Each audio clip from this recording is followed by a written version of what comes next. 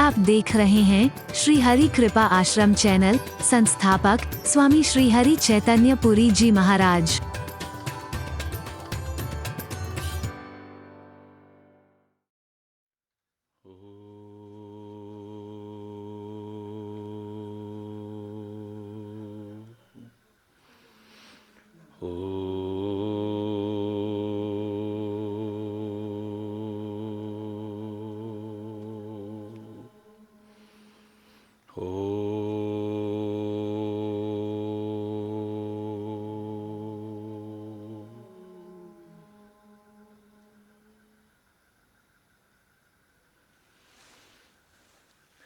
हे नाथ अब तो ऐसी कृपा हो, ये जीवन निरर्थक जाने न पाए।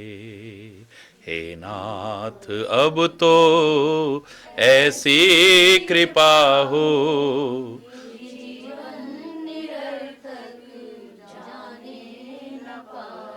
यह मन न जाने क्या क्या दिखाए, कुछ बन न पाया मेरे बनाए।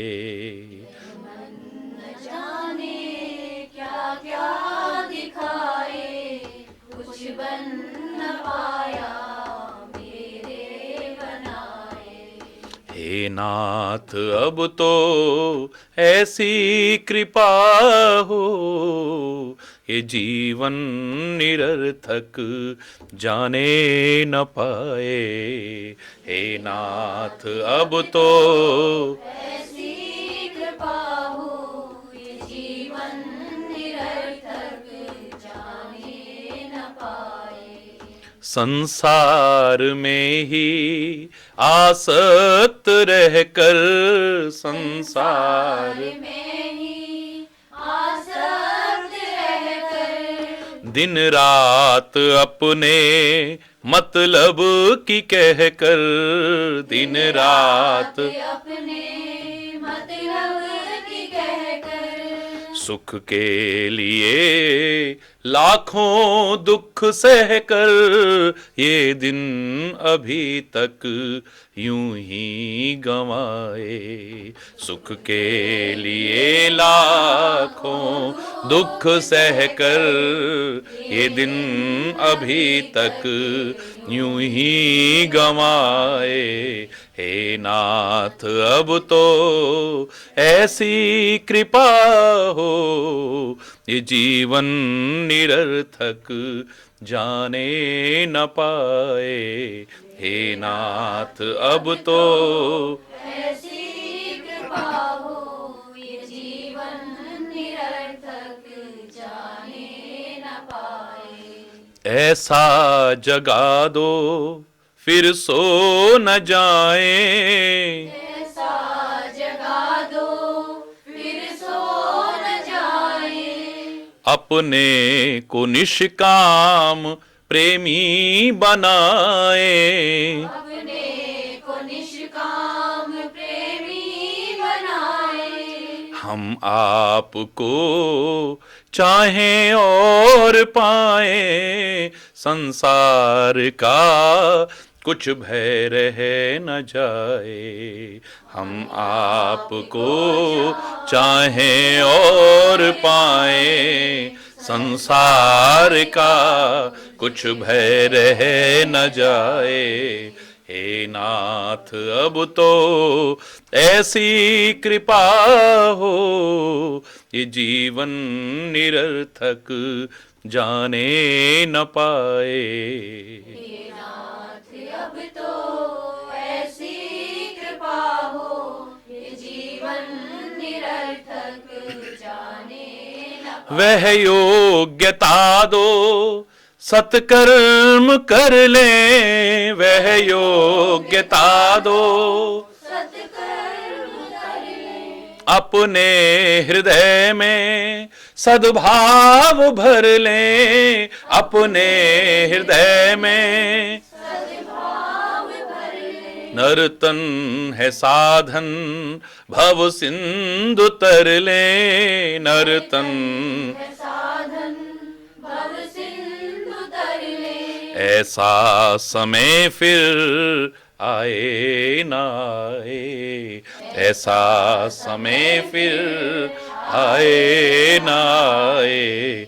हे नाथ अब तो ऐसी कृपा हो, ये जीवन निरर्थक जाने न पाए। हे नाथ अब तो ऐसी कृपा हो, ये जीवन निरर्थक जाने न पाए। हे नाथ हमें निरभिमानी बना दो, हे नाथ हमें निरभिमानी बना दो। दारिद्र हर लो, दानी बना दो, दारिद्र हर लो, दानी बना दो। आनंद में विज्ञानी बना दो। मैं हूँ पतित यह आशा लगाए, आनंद में विज्ञानी बना दो।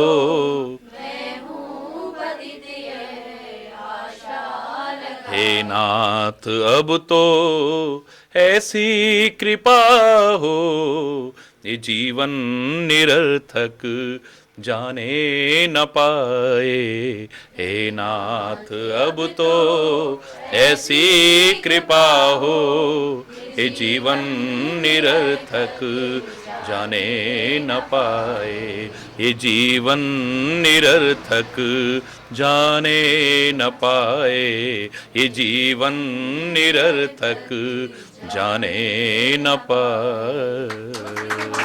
की जय, बोलो कामा के कन्हैया की जय, बोलो लाठी वाले भैया की जय। हरि बोल, हरि बोल, हरि बोल। हरि बोल। ईश्वर की कृपा से बहुत सुंदर प्रसंग अनंत भाव लेकर के हमारे बीच में रहा। मानव जीवन हमारा निरर्थक न जाए, सार्थक हो हमारा जीवन। परमात्मा से प्रार्थना के साथ साथ हमें कैसा जीवन जीना चाहिए, इस पर भी विचार करना है। हमारे जीवन का एक मकसद हो, एक लक्ष्य हो।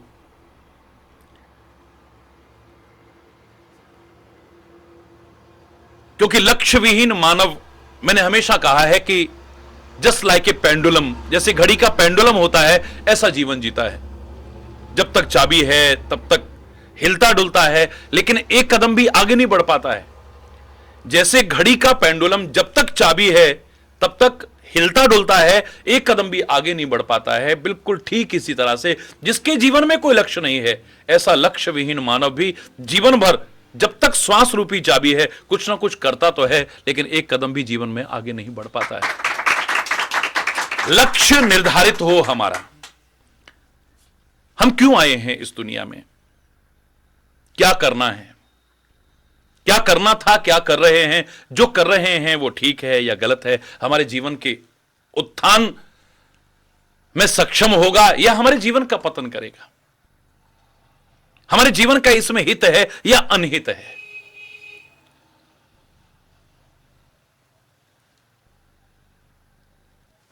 लौकिक क्षेत्र में चाहे हम आगे बढ़ना चाहें या पारलौकिक क्षेत्र में आगे बढ़ना चाहें, हमारा यह प्रसंग हर एक के लिए हितप्रद है। हर एक को कुछ ना कुछ प्रेरणा देकर के, कुछ ना कुछ नहीं बहुत कुछ प्रेरणा देकर के जाएगा। लेकिन हमें जीवन के वास्तविक लक्ष्य को पहचानना है। अपने आप को जो निर्बल, असहाय, असमर्थ मान करके बैठे हैं, भूले हुए हनुमान की तरह, श्रापवश जैसे हनुमान भूला था अपनी शक्तियों को, अपनी सामर्थ्य को, अपने आप को, ऐसे हम संसार के भूले हुए लोगों को, भटके हुए लोगों को एक मार्गदर्शक की आवश्यकता है। जैसे जामवंत ने एहसास कराया था हनुमान की शक्तियों का, उसकी सामर्थ्य का चुप साध रेहू बलवाना, पवन तने बल पवन समाना। अरे क्यों चुपचाप बैठे हो, पहचानो अपने आप को। हनुमान तुम कौन हो? तुम काहे के लिए आए हो? राम काज लग तब अवतारा, तू आया ही इस कार्य के लिए है। तू समझ नहीं रहा है अपने आप को, शापवश भूला हुआ है। पहचान अपने आप को, जाग।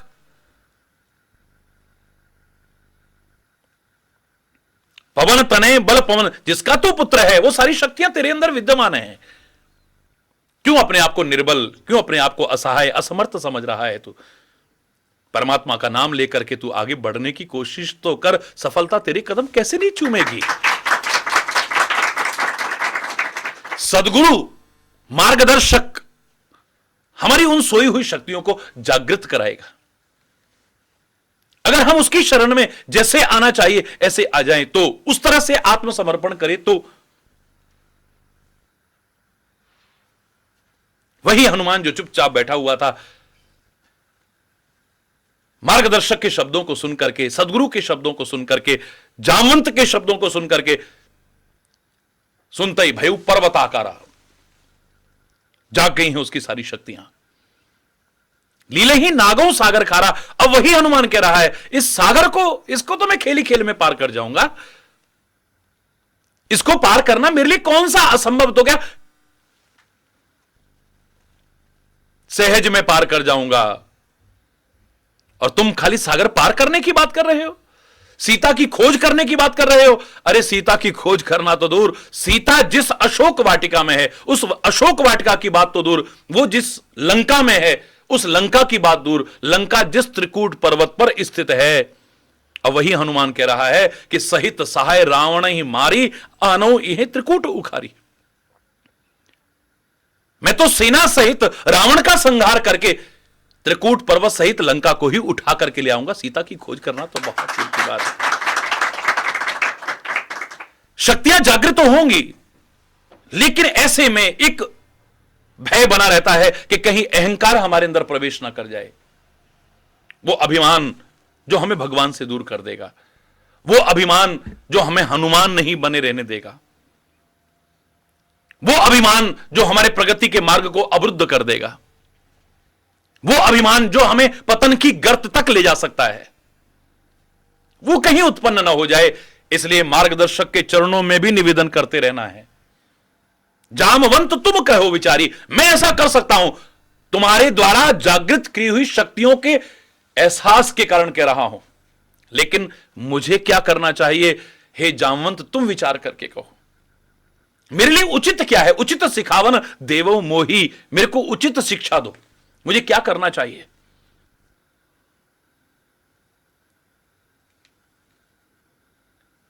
ऐसे में अगर कहीं किंचित मात्र भी अहंकार का अंकुर भी पैदा होने लगे, तो ना परमात्मा ना सदगुरु उसे देख पाएंगे, दूर करने की कोशिश करेंगे हमारी भलाई के लिए।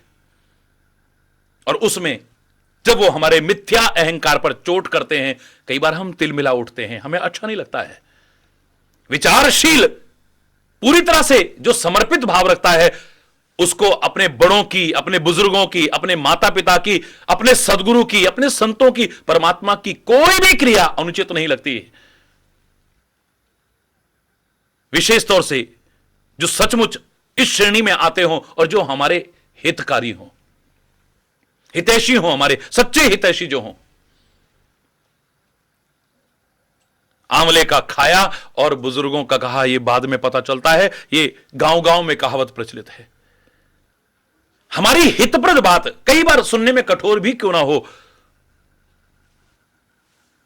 लेकिन जो सुमति रखते हैं, जो उसके महत्व को समझते हैं, वो जानते हैं कि वो गन्ने की तरह कठोर जैसी दिख सकती है, लेकिन इसमें क्या रस और मिठास छुपी हुई है, इसे तो जब हम उपयोग में लाएंगे तब पता चलेगा हमें। कई बार गन्ने की तरह कठोर दिखाई दे सकती है, वो हमारे मिथ्या अहंकार पर चोट कर सकती है, हम तिलमिला सकते हैं, हमसे ऐसा कहा, हमसे ऐसा कहा, लेकिन जब पता चलेगा कि इसमें हमारी ऐसी भलाई है, हम परमात्मा की क्रियाओं को नहीं समझ पाते हैं, सदगुरु की क्रियाओं को, अपने हितैषी बड़े बुजुर्गों की क्रियाओं को नहीं समझ पाते हैं, कई बार मूर्खतावश। हरि बोल, नहीं समझ पाते हैं हम, हमारी इसमें क्या भलाई छुपी हुई है। हम डॉक्टर की क्रिया को पहचान जाते हैं, और जैसे ही डॉक्टर की क्रिया को पहचानते हैं, हम ये जानते हैं कि वो मीठी गोली देगा तो हमारी भलाई है, कड़वी गोली देगा तो हमारी भलाई है। अगर वो चीरा लगाता है तो शत्रुता नहीं है, इसमें भी हमारी भलाई है। ऑपरेशन करके हमारे शरीर को फाड़ने की कोशिश कर रहा है तो दुश्मनी नहीं है, उसमें भी हमारी भलाई है। और जहर आगे ना फैल जाए, हमारे शरीर के किसी अंग को, महत्वपूर्ण से महत्वपूर्ण अंग को काट के भी फेंक दे तो हम जानते हैं इसमें शत्रुता नहीं, हमारी भलाई ही छुपी हुई है। डॉक्टर की क्रियाओं को हम पहचान जाएं तो हमें कभी बुरा नहीं लगेगा। काश ऐसे ही हम परमात्मा के उन क्रियाओं को समझ सकें कि परमात्मा का हर विधान मंगलकारी है, हमारे हित छुपा हुआ है उसमें। वो परम हितैषी है, हमारे संत हमारे परम हितैषी हैं, हमारे सदगुरु परम हितैषी हैं। वो हमारे शत्रु नहीं है, हमारा बुरा नहीं चाहते हैं। ये सुमति अगर हमारी जागृत ना हुई, हम अपने क्षेत्र में चाहे वो लौकिक हो या पारलौकिक कभी आगे नहीं बढ़ पाएंगे। मेरे प्यारे बच्चों,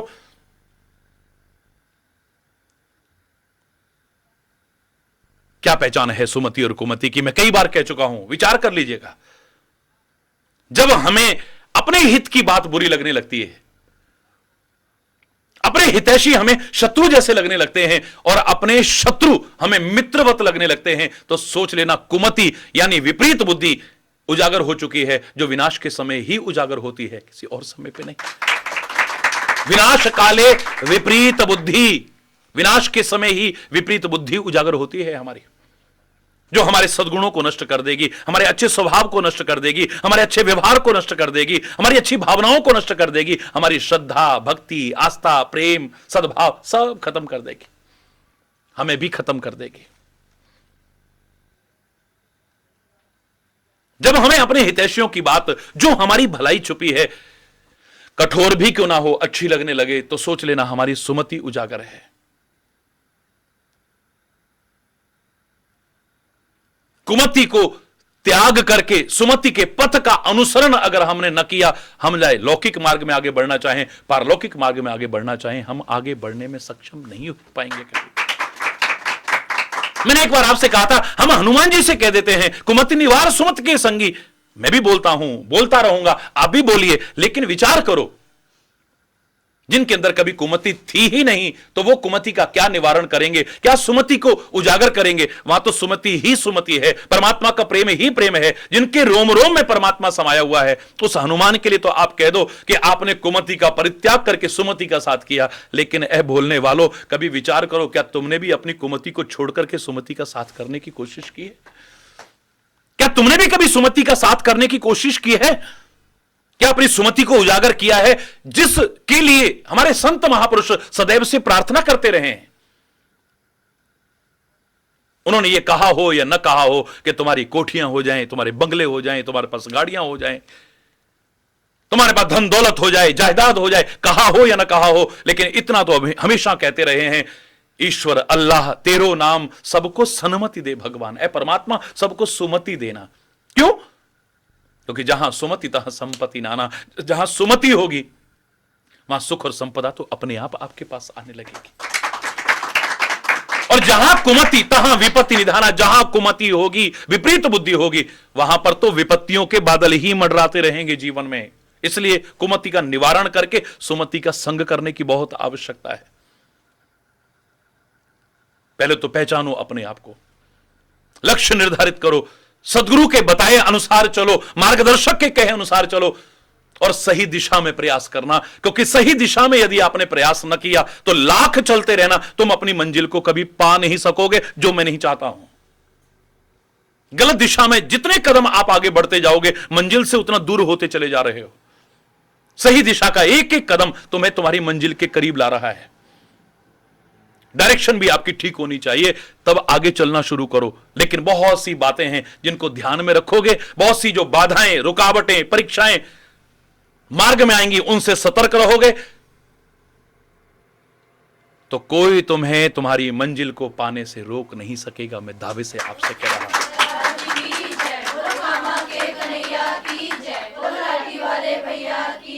जब कभी ऐसा भाव मन में आने लगे, शक्तियां जागृत होने के कारण, तो कहीं अहंकार का पुट ना आ जाए। मार्गदर्शक फिर कहेगा कि नहीं, तुम्हें यह कार्य नहीं करना है, तुम्हारा कार्य मात्र सीता की खोज करके आना है। तुम ये काम करके लौटो। जो तुम कह रहे हो ये तो श्री राम करेंगे, और तब सारी दुनिया उनके गुण को गाएगी, उनका यशो गायन करेगी। जब श्री राम इस कार्य को करेंगे संपन्न, तो सारी दुनिया में उनका यश फैलेगा, हर कोई उनकी कीर्ति का गायन करेगा। हनुमान, तब तुम भी कीर्तन करना, उनका कीर्ति का गायन करना। श्री राम जय जय राम गाना तुम भी। मिथ्या अहंकार पर एक चोट सी लगती है जब इतने लोगों के बीच में ऐसा कहा जाए, मैं ऐसा करूं, नहीं नहीं नहीं नहीं, तुम ऐसा नहीं करोगे। बड़ा विचित्र सा लगता है।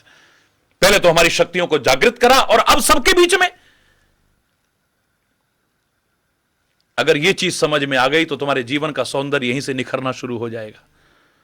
सुंदरकांड को माध्यम बना करके पिछले दिनों इतने विस्तार से आपके बीच में इस प्रसंग को मैंने ईश्वर की कृपा से रखा है।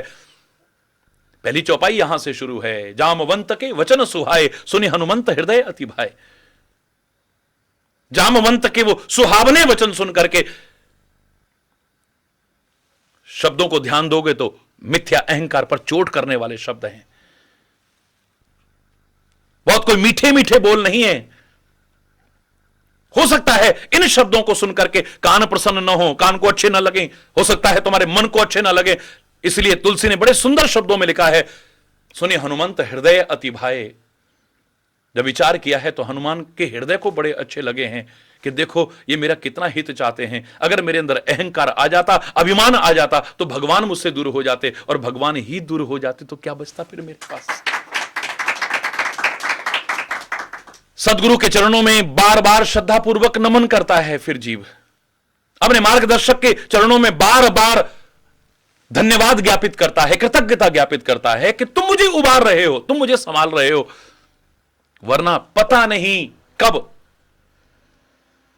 मैं अपने मार्ग से भटक जाऊं, कब अपने लक्ष्य से भटक जाऊं, कह नहीं सकता। तुम कृपा करके मुझे बार बार संभालते हो, बार बार उबारते हो, मेरे मिथ्या अहंकार पर चोट करके अभिमान नहीं आने देते हो, और भगवान को दूर नहीं होने देते हो, सहायता करते हो। जो अंकुर आपने लगाए थे, जो बीज बोए थे, ज्ञान के बीज, भक्ति के बीज, सद्विचारों के बीज, उनको समय समय पर सिंचन भी करते हो, उसकी निराई गुड़ाई भी करते हो। कई बार ऐसा होता है, आप गहराई से विचार करके देखिए, आपके पैर में कोई चोट पहुंची हुई है, कांटा चुभा हुआ है, कोई शीशा अंदर गया हुआ है, जख्म हो गया है आपके अंदर, तो जो आपका उपचार करेगा, आप शायद ये नहीं जानते हैं कि वो जितना जख्म है उससे भी कहीं अंदर तक और जख्म करने की कोशिश करता है। जो विवेकी पुरुष नहीं होगा, जो विचारशील पुरुष नहीं होगा, वो तो उसे अपना शत्रु मान बैठेगा। आपके पैर में जो कांटा चुभा है, वो सुई या कांटा और अंदर तक चुभाएगा, तब अंदर से जाकर के उसको निकालने की कोशिश करेगा। आपके पैर में जो शीशा चुभा हुआ है, कांच का टुकड़ा फंसा हुआ है, उसको निकालने के लिए जितना अंदर तक वो गया है, उससे भी कहीं अंदर जाकर के जख्म करके उसको फिर बाहर निकालने की कोशिश करता है। कई बार काटना भी पड़ता है। जन्म जन्मांतर के जो बिंधे हुए हो तुम विभिन्न प्रकार के कांटों से, उनको निकालने के लिए कई बार संत, कई बार सदगुरु, कई बार शास्त्र वाक्य आपके अंदर और भी जख्म करके उसे बाहर निकालने की कोशिश करते हैं। उनका उद्देश्य जख्म करना नहीं है, आपके जख्म को भरना है, उस चोट को दूर करना है। कांटा निकालने के लिए उससे भी अंदर कांटा डालना पड़ेगा आपको, उससे भी अंदर सुई को चुभाना पड़ेगा। सुई चुभाना, डॉक्टर आपका शत्रु नहीं है, फिर चुभा के अंदर तक, उससे भी अंदर ले जाकर के तब बाहर निकालने की कोशिश करता है उसे। ऐसी अगर कठोर कोमलता अपनाने वाला संत सदगुरु, हमारे बड़े बुजुर्ग, उनकी कठोरता लेकिन हितप्रद भरी हुई बात आपको अच्छी लगने लग गई, उस दिन सोच लेना तुम्हारी सुमति उजागर हो गई है, वरना कुमति है। लाख दिखावा करते रहना, लाख ढोंग करते रहना, लाख पाखंड करते रहना, गुरु भक्ति का, संत भक्ति का, प्रभु भक्ति का, अभी वंचित हैं हम उससे। अगर हम मिथ्या अहंकार पर चोट पड़ते तिल मिलाते हैं, हमें अपने संतों के, सदगुरु के और बड़ों के वचन ही ऐसे लगने लगते हैं, दिखावा है हमारा। वो शब्द चाहे तुम्हारे कान को अच्छे लगे ना लगे, तुम्हारे मन को अच्छे लगे ना लगे, लेकिन विचार करोगे तो हनुमान की तरह सुने हनुमंत हृदय अति भाए। आपके हृदय को इतने अच्छे लगेंगे कि शायद उससे अच्छा फिर दुनिया में कुछ लगेगा भी नहीं। फिर तुम्हारे मन में एक विश्वास आएगा, औरों को भी विश्वास दिलाओगे कि नहीं, हम अपनी मंजिल को पा सकते हैं, हम अपने मुकाम को हासिल कर सकते हैं, हम अपने लक्ष्य को प्राप्त कर सकते हैं, बिल्कुल कर सकते हैं। जैसे हनुमान ने कहा था, हे वानरों मेरी प्रतीक्षा करना। कष्ट सह करके भी प्रतीक्षा करना, क्योंकि कष्टों से भी घबरा करके हम कई बार पीछे हट जाते हैं। हिमालय को फतेह करने वाला, एवरेस्ट को फतेह करने वाला, हिमालय की चोटी को फतेह करने वाला अगर कष्टों से घबराए कहां कर पाएगा? किसी भी क्षेत्र में आगे बढ़ने वाला अगर कष्टों से घबराने लगा तो अपनी मंजिल को कहां हासिल कर पाएगा? किसी भी क्षेत्र में जो दुखों से और कष्टों से घबरा गया वो कभी अपने मुकाम को हासिल नहीं कर सकता है। दुख के सम्मुख जो सिहर उठे, इतिहास उन्हें ना जान सका। दुख में भी कर्मठ धीर रहे, उनको ही जग पहचान सका। दुख एक कसौटी है जिस पर यह मानव परखा जाता है। दुख भी मानव की संपत्ति है, तो क्यों दुख से घबराता है? अगर आगे बढ़ना है तो घबराना मत। सह दुख कंद मूल फल खाई। और खान पान की शुद्धता भी रखना, पवित्रता रखना, संयम रखना। किसी भी क्षेत्र में आगे बढ़ना चाहो आप, लौकिक या पारलौकिक, बार बार कह रहा हूं आपसे, बहुत महत्वपूर्ण है।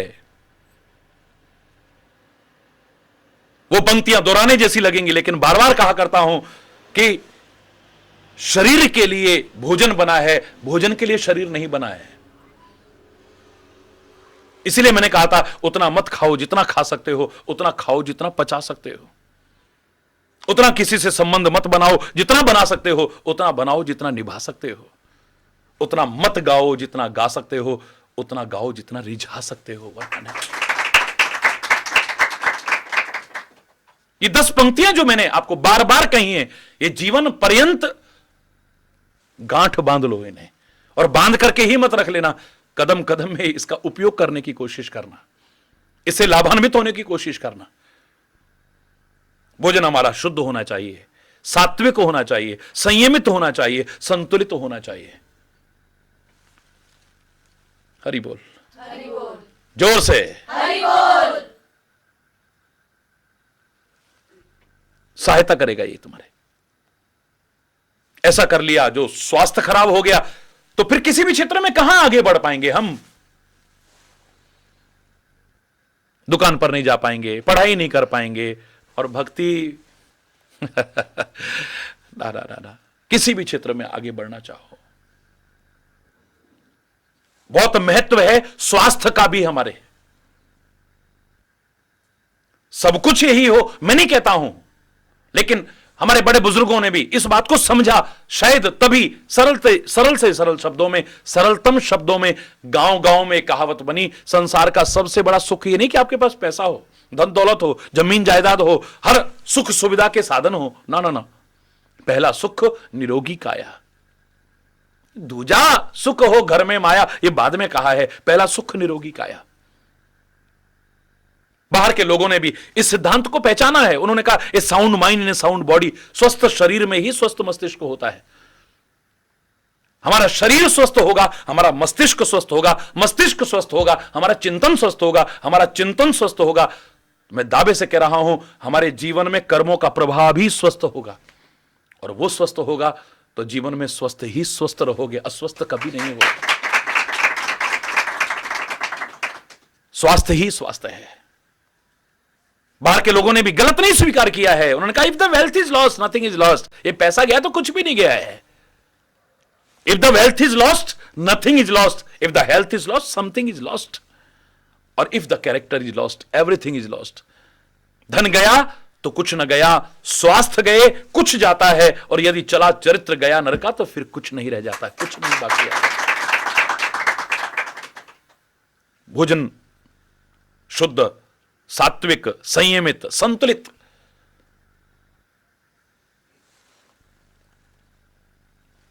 हनुमान तुम क्या कर पाओगे? जब लग आवो। कब तक आओगे? समय सीमा में बांधने की कोशिश मत करो अपने संकल्प को। जो तुम सत्य संकल्प करते हो, जो शिव संकल्प करते हो, जो सुंदर संकल्प करते हो, उनको समय सीमा में बांधने की कोशिश मत करना। जो मैं बता रहा हूं ईश्वर की कृपा से अगर ऐसे चलते रहे, वो संकल्प एक दिन पूरा होकर के रहेगा, नहीं रह सकता। आप देखो, अवश्य पूरा होगा, एक दिन अवश्य पूरा होगा। वो आपका शिव संकल्प, वो आपका सत्य संकल्प, वो आपका सुंदर संकल्प अवश्य पूरा होगा। जब लग आवो सीता ही देखी, हो यही काज मुई हर्ष विषय की। मेरा कार्य अवश्य पूर्ण होगा, क्योंकि मेरे हृदय में एक स्वाभाविक हर्ष हो रहा है। और मैंने आपसे कहा था कि जब आपको किसी भी कार्य को करते हृदय में अत्यंत, मन में नहीं, आत्मिक प्रसन्नता हो रही हो, कार्य की सफलता की संभावनाएं उतनी बढ़ जाती हैं। याद रखना, किसी भी कार्य को करते हुए जब आपका मन ही नहीं आत्मा प्रसन्न होने लगे, सोच लेना, चाहे ग्रह तिथि वार ये सब अनुकूल हो या न हो, लेकिन तुम्हारा कार्य अवश्य ही सिद्ध होकर के रहेगा। हुए ही काज मुई हर्ष विषय की, अस कहे नाय सबन कहूं माता। ऐसा कहकर के हनुमान सबको सिर नवा करके चला है। तो मैंने आपसे इतना ही कहा है कि आप किसी भी क्षेत्र में आगे बढ़ो, इन सब बातों को ध्यान में रखने के साथ साथ आप सबकी शुभकामना लेकर के चलो, सबके आशीर्वाद लेकर के चलो, कम से कम किसी की बद्दुआ लेकर के मत चलना। सबको प्रणाम करने का उद्देश्य क्या हो सकता है? सबके चरणों में प्रणाम करने का उद्देश्य यही है कि सबकी शुभकामनाएं, सबके आशीर्वाद, वेल विशेष लेकर के चलो सबकी। पता नहीं किसके मुंह से निकली कोई बात आपकी कार्य में सहायक सिद्ध हो जाए, किसकी शुभकामना, किसका आशीर्वाद आपकी सफलता के शिखर पर पहुंचा दे और आप अपने लक्ष्य को हासिल करने में सफल हो जाए।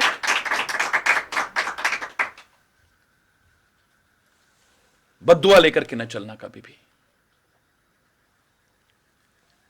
सबकी शुभकामनाएं, सबके आशीर्वाद। इसलिए हमारे यहां भारतीय संस्कृति में विशेष महत्व रखा है कि सबके चरणों में अभिवादन करने का, प्रणाम करने का।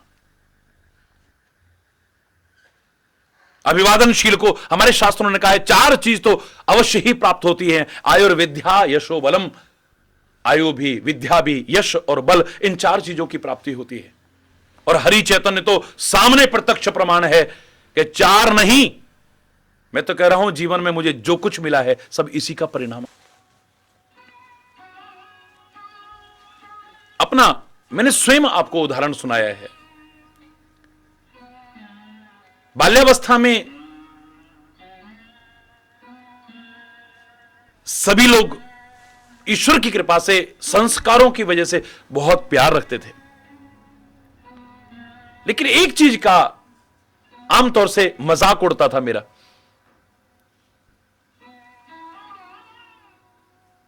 देखते नहीं हो सामने वाला तुम्हारी हैसियत का है जिसके पैर छू रहे हो तुम।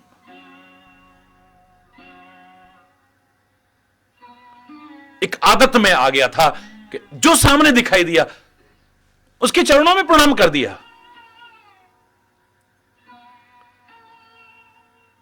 खेतों से मजदूर आ गए, उनके चरणों में प्रणाम कर दिया। यहां तक कि झाड़ू पोंछे वाले आए, उसके चरणों में प्रणाम कर दिया। कपड़े धोने वाले, उनके चरणों में प्रणाम कर दिया। तुम देखते हो औकात है तुम्हारी, इनकी औकात है। तुम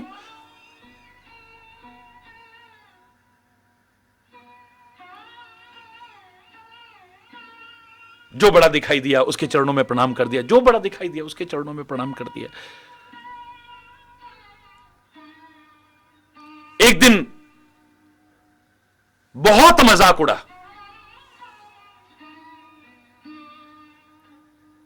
तो इस शरीर का जिस परिवार से संबंध था उसमें एक बुजुर्ग भी थी, 100 वर्ष की अवस्था थी। और अभिमान से नहीं, प्रेरणा देने के लिए सुना रहा हूं अपने प्यारे बच्चों को। रात्रि में कितना भी समय हो जाए, जब तक माता के, पिता के और उनके, उन बुजुर्ग के चरण नहीं दबाता था तब तक विश्राम नहीं करता था।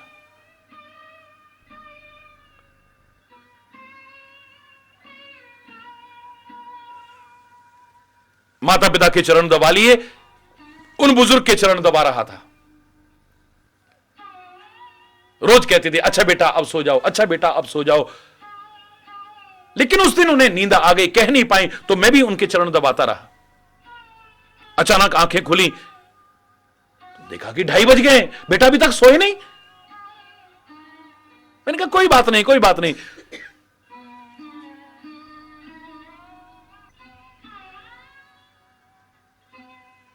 दिन भर बेटा बहुत मजाक उड़ा रहे थे तुम्हारा लोग, लेकिन तुम बुरा मत मानना। रोते रोते उन्होंने जो शब्द कहे आज तक मैं भूल नहीं पाता हूं और शायद कभी भूल भी नहीं पाऊंगा। मेरे दिल से आवाज निकल रही है बेटा कि जैसे तू आज सबके पैर छूता है, एक वो दिन आएगा कि सारी दुनिया तेरे पैरों में गिरेगी, सारी दुनिया तेरे पैर में।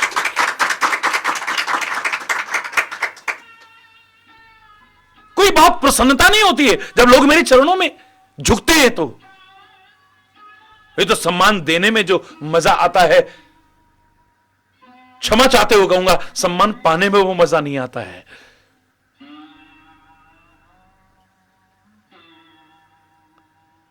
लेकिन जब भी कोई इन चरणों की ओर झुका, उन बुजुर्ग की बात याद आए बिना नहीं रहती है।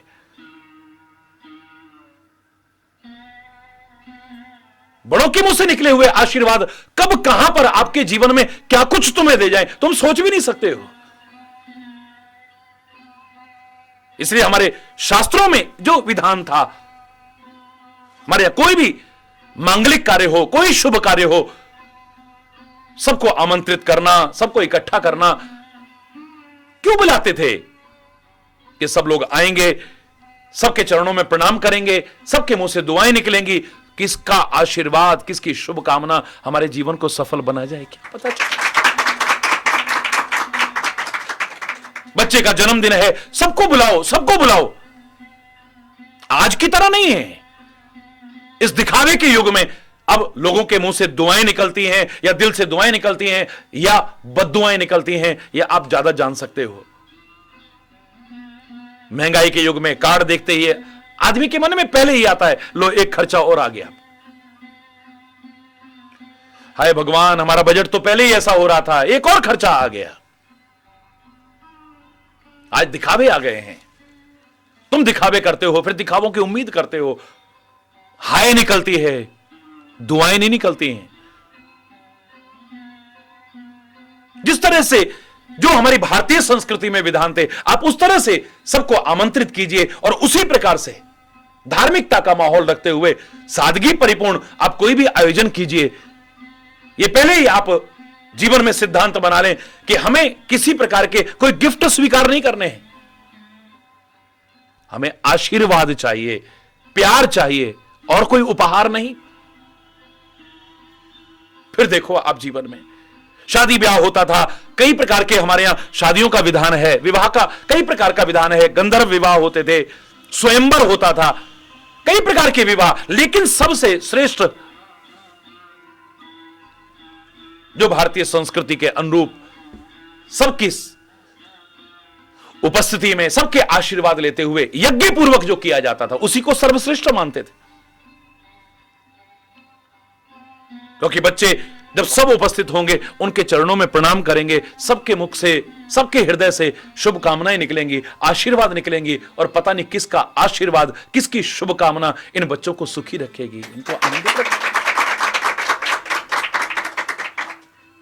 कोई भी शुभ कार्य होता था, दुकान का मुहूर्त करना है, ये करना, सबको बुलाओ, सबको बुलाओ।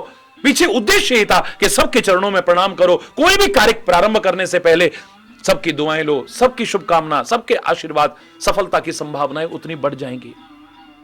ये सब होने के साथ साथ एक चीज मत भूल जाना, सब कुछ करना, लेकिन दिल से परमात्मा का स्मरण कभी दूर मत करना। हृदय से परमात्मा का स्मरण करते हुए अगर तुम अपने कर्तव्य पथ पर आगे बढ़ते हो, तो सफलता की संभावना नहीं, सफलता तुम्हें अवश्य मिलेगी।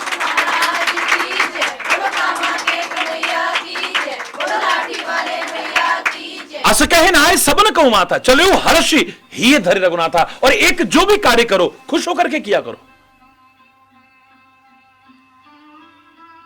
भार समझ करके नहीं, प्रसन्नता पूर्वक। और खासतौर से सेवा का कार्य, खासतौर से भक्ति का कार्य। विशेष तौर से इस क्षेत्र में अगर आप आगे बढ़ना चाहें, प्रसन्नतापूर्वक करना, भार समझ करके नहीं। एक तो तुम्हें उतनी थकावट नहीं होगी जितनी की किसी भी कार्य को भार समझ के करने से होती है। हमारे घर में एक मेहमान आ जाए लेकिन हमें बोझ लगे, अरे अभी तो हमने बर्तन साफ किए, फिर आ गया, अब इसके लिए खाना, भार लगने लगा है, उसके लिए 2 रोटी बनाना मुश्किल हो जाएगा। महाराज जी जहां जाते हैं वहां एक व्यक्ति नहीं, हजारों हजार लोग होते हैं, लेकिन बोझ समझ करके नहीं करते हैं तो सारा दिन भी करते रहो। मैं कितनी बार पूछता हूं कि बच्चे थक गए होंगे, लेकिन उनके चेहरे पर भी, उनके मन में भी थकावट का एक लेश मात्र भी दिखाई नहीं देता है। क्यों? मुझसे पूछा करते हैं लोग, क्या महाराज जी आप सारा दिन भागदौड़ करते हैं, थकावट नहीं होती? शरीर है, थकता होगा, लेकिन उतना नहीं जितना आपका जो तुम करते हो कई बार बोझ समझ के करते हो। हरि चैतन्य जो कुछ कर रहा है अपना कर्तव्य समझ करके कर रहा है, अपना फर्ज समझ के कर रहा है, इसे भार समझ करके नहीं कर रहा है। प्रसन्नतापूर्वक करोगे, परमात्मा का हृदय से स्मरण करते हुए करोगे, सबकी दुआएं, सबके आशीर्वाद लेते हुए करोगे, सही दिशा में प्रयास करते हुए करोगे, सुमति को उजागर रखते हुए प्रयास करोगे, मार्गदर्शक के मार्गदर्शन को अपनाते हुए प्रयास करोगे, सफलता तुम्हें न मिले ऐसा कैसे हो सकता है?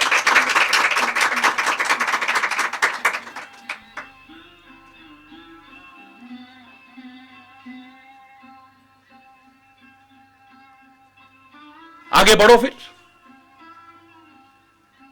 पर्वत दिखाई दिया है, जैसे ही पर्वत दिखाई दिया है एकदम से दौड़ते हुए चढ़े हैं उस पर। इतना उत्साह है, इतना मनोबल है, इतना आत्मबल है। सिंधु तीर एक भूधर सुंदर तापर कौतुक कूद चढ़ूत, खेल खेल में, खेल ही खेल में।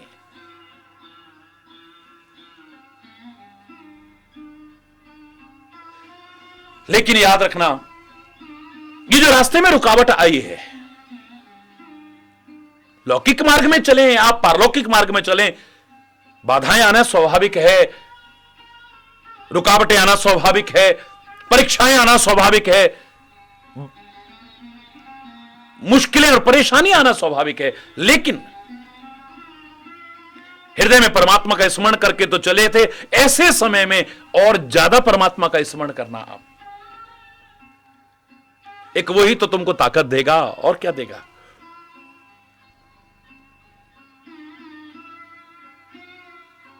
कई बार हम लोग कह देते हैं, क्या करें इन परेशानियों में तो अब भगवान का नाम भी नहीं लिया जाता है। अरे इसमें तो ज्यादा लो, अपने कर्मों के कारण ही या किसी वजह से भी, या किसी क्षेत्र में आगे बढ़ने के कारण, या कोई कार्य संपन्न करने के कारण आपके जीवन में अगर ऐसी स्थिति आई है, ऐसे में तो तुम्हें और भी ज्यादा लेना चाहिए। वो तो तुम्हारे लिए एक सहारा बनेगा, संबल बनेगा, एक भरोसा बनेगा, एक जीवन का आधार बनेगा, एक ताकत देगा तुम्हें, उन कठिनाइयों और बाधाओं को सहज में पार कर सको। बार बार रघुवीर सम्हारी। हनुमान तो कभी भगवान को भूला ही नहीं है, जो बार बार याद करेगा, बार बार याद करना, यह लगता है हनुमान के लिए नहीं, हमारे लिए कहा जा रहा है। जीव मात्र के लिए शिक्षा है। गीता खाली अर्जुन के लिए नहीं थी, अगर उसी के लिए होती तो महाभारत की युद्ध भूमि में ही वो संपूर्ण हो गई होती। वो तब भी जीव मात्र के लिए कल्याणकारी सिद्ध होती रही है, आज भी हो रही है और आगे भी होती रहे। इन महापुरुषों को तो, इन दिव्य आत्माओं को तो एक माध्यम बनाया जाता है। बार बार रघुवीर सम्हारी, तरके पवन तनय बल भारी। एक आपके अंदर और बल का संचार होगा, उत्साह का संचार होगा। एक वाक्य में मैंने एक बहुत बड़ी बात कही थी, ईश्वर की कृपा से, अभिमान से नहीं कह रहा हूं, जिस पर मैं चाहूं तो ईश्वर की कृपा से वर्षों बोल सकता हूं। जब कभी प्रॉब्लम्स आती हैं हमारे सामने, तो 2 प्रकार की मनोवृत्ति हमारे सामने उभर के आती हैं।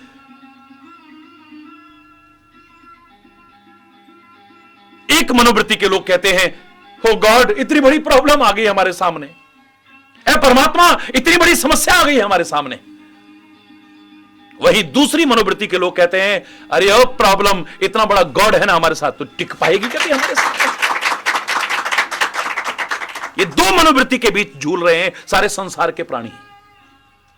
जब कभी प्रॉब्लम्स आती हैं, परेशानियां आती हैं, रुकावटें आती हैं, उलझनें आती हैं, एक व्यक्ति घबरा करके किस्मत वाला है जो परमात्मा को तो पुकार रहा है, लेकिन भरोसा नहीं है, पूरा अधूरी श्रद्धा है, अभी पुकार रहा है लेकिन चिंतन का स्तर अभी उतना उच्च नहीं पहुंच पाया है। ओ गॉड, उनसे तो अच्छा है जो भगवान को नहीं पुकारते, दुनिया को ही पुकारते हैं, सबसे अच्छा नहीं है। ओ गॉड, इतनी बड़ी प्रॉब्लम आ गई, और दूसरा कहता है ओ प्रॉब्लम, इतना बड़ा गॉड है ना हमारे साथ, हम उसका नाम लेकर के कोशिश करेंगे, जब वो हमारे साथ है तो हमें किस बात की चिंता। ये खाली कहने से नहीं होगा, ये खाली कहने से नहीं, आपके हृदय में इतना परिपक्व श्रद्धा और विश्वास भी होना परम आवश्यक है। कोरा कहने से नहीं होगा, हमें किस बात की चिंता, हमें किस बात की चिंता, नहीं। आपके हृदय के भाव आपके व्यवहार में उजागर होने चाहिए। वास्तव में आप अपने कर्म को करते जा रहे हो, प्रयास को करते जा रहे हो, हृदय में पूरी श्रद्धा और भक्ति, आस्था रखते हुए, विश्वास रखते हुए, दृढ़ विश्वास, विश्वास नहीं दृढ़ विश्वास रखते हुए, एक भरोसा है। दुनिया ने भरोसा तोड़ा होगा लोगों का, मैं मान लूंगा, लेकिन भरोसा नहीं, अगर पक्का भरोसा है सदगुरु के प्रति और परमात्मा के प्रति कभी टूटा हो, एक उदाहरण ढूंढ करके नहीं दिखा सकते। एक उदाहरण नहीं ढूंढ करके दिखा, एक भी, किंचित मात्र बाल बांका कोई कर सका हो, सवाल ही नहीं है। पूरे भरोसे के साथ कह उठता है, तुम्हारी कृपा है तो दुश्मन का डर क्या, तुम्हारे गुलामों को खौफो खतर क्या, शरण में जो चरणों के सर आ चुका है, खिलाफ उसके कोई उठाएगा सर क्या। कृपा की नजर से प्रभु जब तुम देखते हो, करेगी किसी की भला बदनजर क्या। बनाते हो बिगड़ी हुई बात जब तुम, बिगाड़ेगा नाचीज कमतर वशर क्या। अनाथों के दृग बिंदु से तुम न रूठो, तो कर लेगा सारा जहां रूठ करके। मुद्दई लाख बुरा चाहे तो क्या होता है, वही होता है जो मंजूर खुदा होता है। सहसा उसके हृदय से निकल आता है ये, जाको राखे साइया मार ना सके कोई, बाल ना बाका कर सके चाहे सब जग वेरी हो। कह उठता है, सीम की चाप सके कोई तासु, बड़ रखवार रमापति जासो।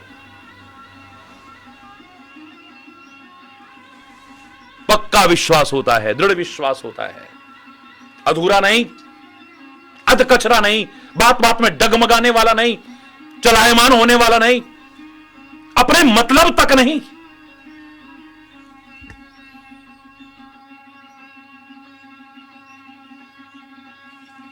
परमात्मा का नाम ऐसे में तुम्हारे लिए संबल बनेगा मेरे प्यारे बच्चों, एक आधार बनेगा तुम्हारे लिए, भरोसा बनेगा तुम्हारे लिए।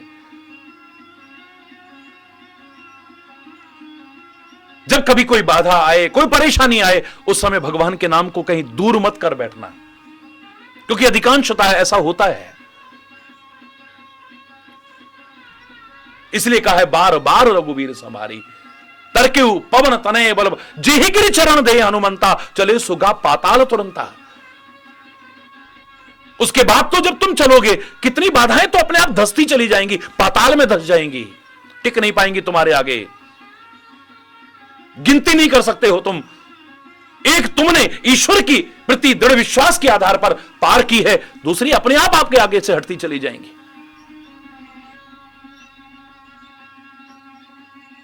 लेकिन आगे और किसी प्रकार की कोई बाधा ना आएगी यह मत सोचना, आ सकती है, और कोई रुकावट नहीं आएगी यह मत सोचना, आ सकती है, कोई परीक्षा ना आए ये मत सोचना, फिर आ सकती है, लेकिन अगर दृढ़ता है तो उत्तीर्ण ही होगे और पार ही पार होगे, मझधार में डूबोगे नहीं कभी। ये देवता भी तो हमारे शरीर के अंग प्रत्यंग में निवास किए हुए हैं, ये भी जब किसी को आगे बढ़ते देखते हैं इन्हें अच्छा नहीं लगता है। किसी भी क्षेत्र में तुम आगे बढ़ोगे, ये दुनिया वाले ही ईर्ष्या नहीं करते हैं, ये देवता भी ईर्ष्या करते हैं। देवता तो क्या, देवताओं का राजा इंद्र भी घबरा जाता है किसी की कठोर तपस्या को देख करके, मेरा सिंहासन कहीं छिन ना जाए। तभी तो मैंने कहा था कि परमात्मा कहे हरि चैतन्य पुत्र तुम्हें देवता बना देता हूं। हरि चैतन्य हमेशा से कहता रहा है, कह रहा है और आगे भी कहेगा कि मैं देवताओं का सम्मान करूंगा, करता रहूंगा, करता था और उनको भी सिखाता रहूंगा देवताओं का सम्मान करना, प्रेरणा देता रहूंगा। लेकिन हरि चैतन्य देवता नहीं बनना चाहता है। हे मेरे परमात्मा, लगता है कुछ कम कह दिया है, चलो तुम्हें देवताओं का राजा इंद्र बना देते हैं। नहीं बनना है प्रभु, मुझे नहीं बनना है। मैं इन सबका सम्मान करता था, कर रहा हूं, आगे भी करूंगा और लोगों को भी प्रेरणा देता रहूंगा, क्योंकि इन देवताओं ने हमें कुछ दिया है। इनके प्रति कृतज्ञता ज्ञापित करना हमारा पुनीत कर्तव्य बन जाता है। इन्हें धन्यवाद कहना हमारा पुनीत कर्तव्य बन जाता है। इनका सम्मान करना हमारा पुनीत कर्तव्य बन जाता है। तुम क्यों नहीं बनना चाहते हो? ऐ प्रभु, जहां इन्होंने हमें बहुत कुछ दिया है, वहां हमने ये भी अनंत कथाओं में देखा है कितने उठतों को इन्होंने गिराने की भी कोशिश की है, चाहे वो देवता हो या देवताओं का राजा इंद्र भी क्यों ना हो। ऐ परमात्मा, मुझे देवता या देवताओं का राजा इंद्र ऐसा मत बना देना जो किसी उठते को गिराए। मुझे तो किसी गिरते को उठा करके हृदय से लगाने वाला एक सच्चा इंसान ही बना देना बस। मुझे तो गिरतों को उठा करके अपने हृदय से लगाने वाला एक सच्चा इंसान भी बना देना, बस उतना ही काफी है। और आज इसी का अभाव है सर्वत्र। हम सच्चे इंसान ही तो नहीं बन पा रहे हैं, सब कुछ बन जा रहे हैं, सब कुछ बन जा रहे हैं। काश हम एक सच्चे इंसान बन जाएं तो हमारी भी, समाज की भी जो दुर्दशा हो रही है इससे उबर सकते हैं, वरना नहीं। तभी तो मुझे मजबूर होकर के हमेशा कहना पड़ता है कि मेरा कोई विरोध नहीं है कि आप हिंदू हैं, मुसलमान हैं, सिख हैं, ईसाई हैं, जैन हैं, बौद्ध हैं, पारसी हैं, पर एक प्रश्न चिन्ह हमेशा लगाता रहा हूं अपने जीवन पर भी और तुम्हारे पर भी कि तुम सच्चे इंसान हो या नहीं, ये जरूर विचार करते रहना। आप किस धर्म को, किस मजहब को मानते हैं, कोई बुराई नहीं है, लेकिन आज के वर्तमान परिप्रेक्ष्य में यह कहने को मजबूर होना पड़ता है कि अब तो मजहब कोई ऐसा भी चलाया जाए जिसमें इंसान को इंसान बनाया जाए, जिसकी खुशबू से महक जाए पड़ोसी का भी घर, फूल इस बगिया में अब ऐसा खिलाया जाए। आज इंसानियत के पाठ की बहुत आवश्यकता है, मानवता के पाठ की बहुत आवश्यकता है, राष्ट्रीयता के पाठ पढ़ने की और पढ़ाने की बहुत आवश्यकता है, जिसके अभाव में समाज की और हमारी सबकी क्या दुर्दशा हो रही है छुपी हुई नहीं है आपसे।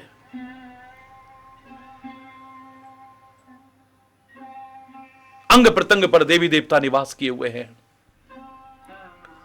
रामायण में इशारा भी किया है, इंद्री द्वार झरोखा नाना, जहां तहां सुर बैठे करी थाना, आवत देखें विषय बयारी, ते हट दे कपाट उघारी। ये विषयों की हवा आते देखते हैं, ये झट से दरवाजे खोल देते हैं। इन्हें अच्छा नहीं लगता है कोई आगे बढ़ पाएंगे।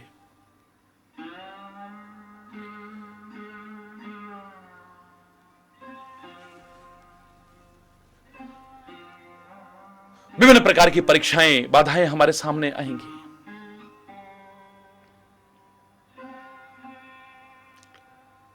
आगे बढ़ने लगे हैं तो देवताओं ने कहा है कि जाओ परीक्षा लेकर के आओ इसकी, ये काम कर पाएगा कि नहीं। आवश्यक नहीं कि वो बाधा ही बने, परीक्षा भी हो सकती है जिसमें उत्तीर्ण होना बहुत आवश्यक है। ये आगे बढ़ पाएगा कि नहीं बढ़ पाएगा, ये अपने कार्य को संपन्न कर पाएगा कि नहीं कर पाएगा, जाओ इसकी परीक्षा लेकर के आओ। सर्पों की मां को सुरसा को भेजा है। हम भी आगे बढ़ पाएंगे कि नहीं बढ़ पाएंगे, हमारे साथ भी परमात्मा ने सुरसा को लगा रखा है। ये जीभ हमारी सुरसा है। अगर ये सांसारिक रसों को ही ग्रहण करने में लगी रहती है, सुमने अच्छे अच्छे रसों को ग्रहण करने वाली जीभ तो रहेगी, लेकिन इसे सुरसा ना कहा जाए, इसे रसना कहा जाए। ये तब होगी जब संसार के रस ये न ग्रहण करे, मात्र हरिनाम का अमृत रस पान करे। सूरदास ने सरल शब्दों में कहा है, सोई रसना जो हरि गुण गावे। ये हरिनाम के अमृत रस का पान करती है तो रसना कहलाती है। संसार के रस न ग्रहण करे जो, वरना ये संसार के रसों में ही लगी रहती है तो सुरसा है, जिसकी डिमांड बढ़ती रहती है। आज ये चाहिए, आज ये चाहिए, आज ये चाहिए, अब ये हो गया तो ये चाहिए, अब ये चाहिए, रोज नित्य नहीं। इस जीव की मांग बढ़ती रहेगी। इस जीव के स्वाद को पूर्ण करने के चक्कर में हम ये भी भूल जाएंगे कि जो हम खा रहे हैं ये हमारे शरीर को लाभ पहुंचाएगा या हानि पहुंचाएगी, ये हमारा स्वास्थ्य खराब करेगा या स्वास्थ्य अच्छा बनेगा। और यहां तक कि अन्न का सर्वाधिक प्रभाव मन पर पड़ता है। यह हमारे मन को, हमारे मन के विचारों को और हमारे जीवन को कहीं गलत दिशा तो नहीं दे देगा, भूल जाएंगे हम इस बात को।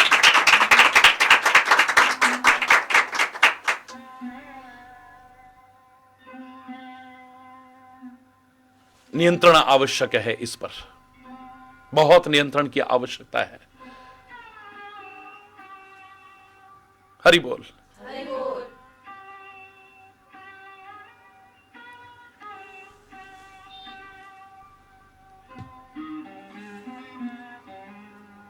हमने कई बार देखा है कि व्यक्ति इतना ज्यादा इसी में मगन हो जाता है, इसी को, इसकी डिमांड पूरी करने में, इसकी मांग को पूरी करने में, इसकी तृप्ति में इतना लग जाता है कि भूल जाता है कि कुछ और भी इस जीवन का मकसद हो सकता है। स्वास्थ्य भी खराब कर लेता है, अपना मन भी खराब कर लेता है, अपना मस्तिष्क भी खराब कर लेता है, अपना चिंतन भी, यहां तक कि जीवन को ही खराब कर लेता है। कितने लोगों ने सब अच्छाइयां होने के बावजूद मात्र अपने खानपान को सही न रखने के कारण जीवन को कुमार्ग पर ले जाकर के पतन कर लिया, अपने जीवन का एक आदर्श व्यक्तित्व तो नहीं बन पाए हैं। याद होगा जब कुंभकर्ण के बारे में मैंने चर्चा की, अनंत अच्छाइयां गिनाई थी मैंने उसकी, लेकिन अगर कमी कहीं नजर आती है दोष दृष्टि के कारण नहीं, प्रेरणा लेने के लिए, तो एक ही तो आती है, महिष खाए करी मदिरा पाना, गरजे वज्रा घात समाना। मांसाहार करता है, मदिरा पान करता है, बस इसी के कारण सारी अच्छाइयां उसकी, एक बुराई ने सारी अच्छाइयों को दबा करके रख दिया है। आदमी बहुत अच्छा है, आदमी बहुत अच्छा है, बस जब पी लेता है तब ऐसा करता है। आदमी बुरा नहीं है, आदमी बुरा नहीं है, बस जब ऐसे बोलता है तब ऐसा। कई बार हमारे अंदर इतनी अच्छाइयां होती हैं, पर एक बुराई के कारण सारी अच्छाइयों को भी हम दबा करके रख देते हैं। छोटी छोटी कमियां ही एक दिन बहुत बड़ी कमी बन करके हमारे जीवन को विनाश के कगार पर ले जाती हैं, पतन के कगार पर ले जाती हैं।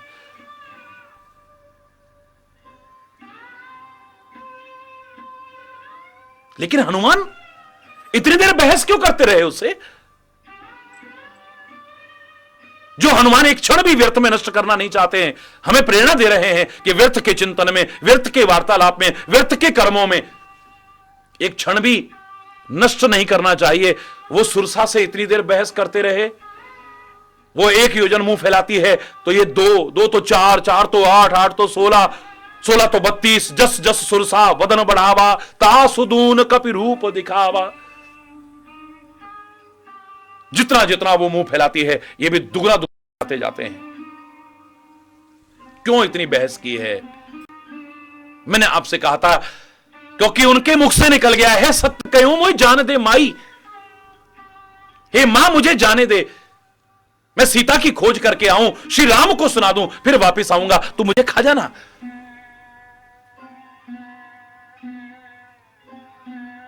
जिसको मां कह दिया है अपनी जबान से, अब वो हनुमान उसे कैसे? ये वही हनुमान है सिंगिका को एक घूसा मार करके ढेर कर देते हैं, लंकनी को एक घूसा मार करके ढेर कर देते हैं। सुरसा से इतनी देर बहस करते रहे। जिसकी जवान की कोई कीमत होती है, वो जवान से कुछ कहता है तो चाहे जो हो जाए फिर उसे निभाने की भी कोशिश करता है। जब मां कह दिया है, अब उसको मार करके आगे नहीं बढ़ सकते हैं, सम्मान पूर्वक ही आगे बढ़ पाएंगे, आशीर्वाद लेकर के ही आगे बढ़ पाएंगे। इसीलिए मैंने आपसे कहा था कि उतने संबंध मत बनाओ जितने बना सकते हो, उतने बनाओ जितने निभा सकते हो। किसी भी क्षेत्र में आगे बढ़ना चाहो, शिक्षा के क्षेत्र में आगे बढ़ना चाहो, व्यापार की उन्नति करना चाहो, लौकिक क्षेत्र में आगे बढ़ना चाहो, भक्ति पथ पर आगे बढ़ना चाहो, जितने संबंध बनाओगे उतना ही तुम्हारे मार्ग में रुकावटें ज्यादा आएंगी और आगे नहीं बढ़ पाओगे। जितने रिश्ते बना लिए हैं, अब किसी के यहां शादी है, किसी के यहां जन्मदिन है, किसी के मकान का मुहूर्त हो रहा है, किसी के यहां मौत हो गई है, किसी का कुछ नहीं, जाओगे तो संबंध खत्म होंगे, और जाओगे तो अपने काम में आगे कैसे बढ़ोगे? रात दिन इसी में लगे रहोगे। पता लगा वहां किसी की मौत होगी, वहां जाना पड़ रहा है, फलाने के यहां शादी हो रही है, वहां जाना है, फलाने के यहां ऐसा हो गया।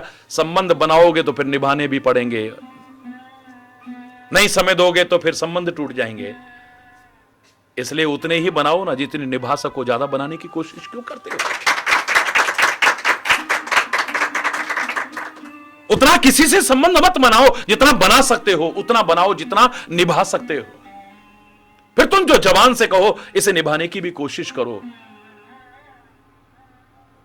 चाहे फिर प्राण भी चले जाएं, लेकिन वचन अवश्य पूरा कर पाए हम, जो अधिकांशतः देखने को नहीं मिल रहा है। हम कहते कुछ हैं, सोचते कुछ हैं, करते कुछ हैं। हरि बोल, जोर से बोलो ना।